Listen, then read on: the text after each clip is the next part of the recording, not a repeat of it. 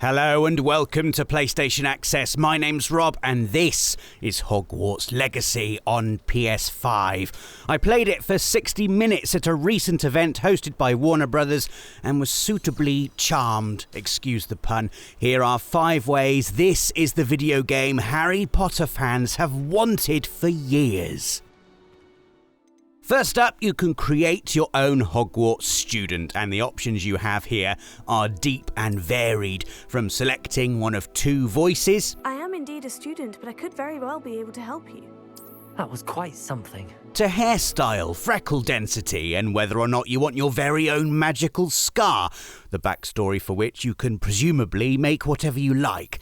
I did contemplate creating a bald and bearded 15-year-old to make it feel like I really was in the game, but in the end decided to live the fantasy of tumbling brown curls, the likes of which would make even Gilderoy Lockhart blush.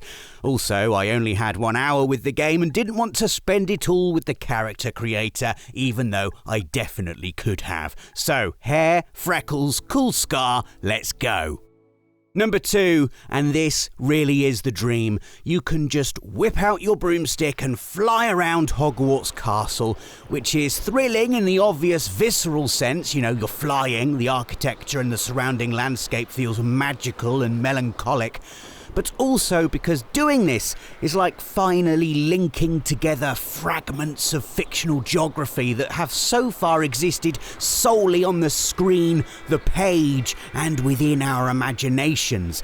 I mean, here it all is, laid out for inspection at your leisure. The astronomy tower, the lake, the Quidditch field, a faded patchwork of childhood memories now stitched into a vibrant, tangible whole.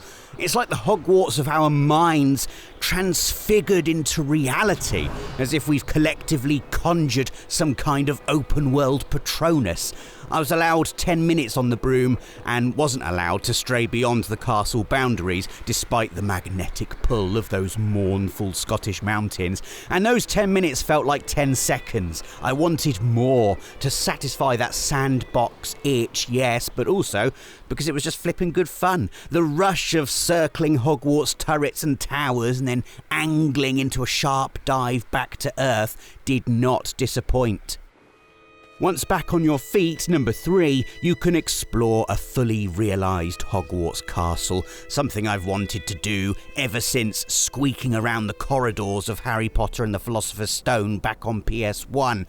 For this hands-on, I was allowed into the central hall with its ornate vaulted ceiling, moving sculptures and marble floors, the library with its towers of leather-bound magical history, and the herbology room, which is more like a herbology palace, a lavish greenhouse where the air feels thick with the spores of mystical plant life. Oh, and I also managed to duck into one of the bathrooms along the way, and yes, they do have those circular sink stands you'll be pleased to see.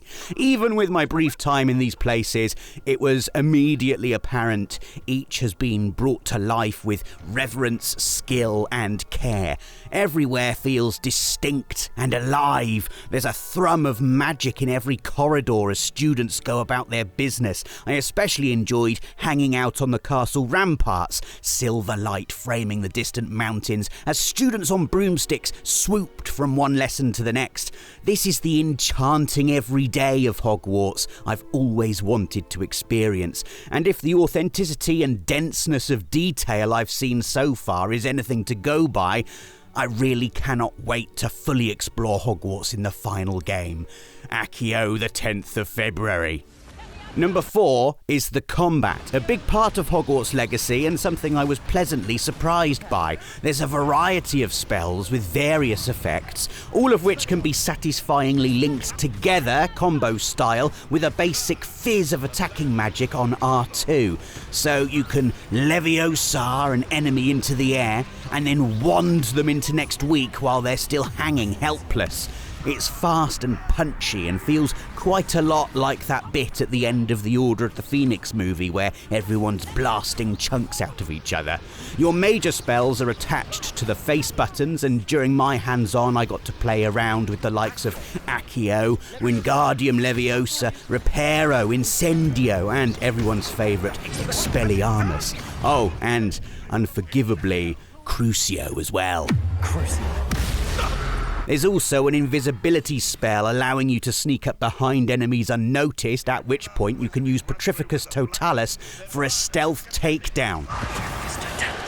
Seriously, it's going to be a long time before I get bored of creeping about the place making people fall over like trees. So yeah, I've only tried it briefly, but already it feels like there's an exciting combat system to enjoy in Hogwarts Legacy. I could feel myself improving over the 20 minutes I had with this one particular story mission, to the extent I can envisage becoming a right badass once fully getting to grips with the intricacies of linking spells together, mixing in environmental attacks, and dodging enemy magic at just the right time.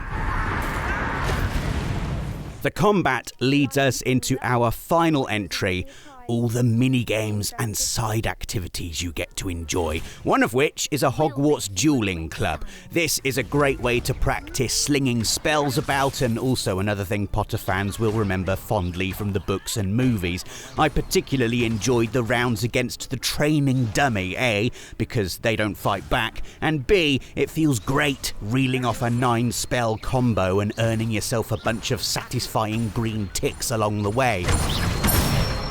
There's also this sort of magic bowls minigame you can play in the Hogwarts grounds, at which I sucked big time during my hands-on, but will definitely be back to practice when Hogwarts Legacy releases. And so, my 60 minutes came to an end. I left wanting more. Hogwarts Legacy is shaping up to be the open-world video game Harry Potter fans have been wishing for. It looks beautiful, casting spells feels great, and flying around on a broomstick speaks for itself. I mean, just look at that. Hogwarts Legacy hits PS5 on the 10th of February and PS4 on April the 4th. Let us know in the comments if you're picking up the game. Give this video a like if you found it helpful, and don't forget to subscribe and click the notification bell if you haven't already done so, to make sure you are always up to date with everything from the world of PlayStation. Thanks for watching, and we'll catch you again soon. PlayStation